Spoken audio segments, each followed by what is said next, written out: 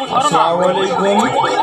আশা করি আপনারা সবাই ভালো আছেন, আমিও ভালো আছি আলহামদুলিল্লাহ। আমি শেখ সিরাজুল ইসলাম নূর মিডিয়া থেকে এসেছি।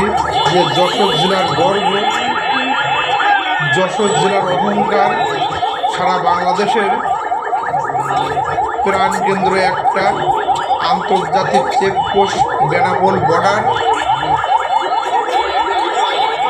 যেটা দেখার মতন আমাদের যশোর জেলা আমাদের গর্ব।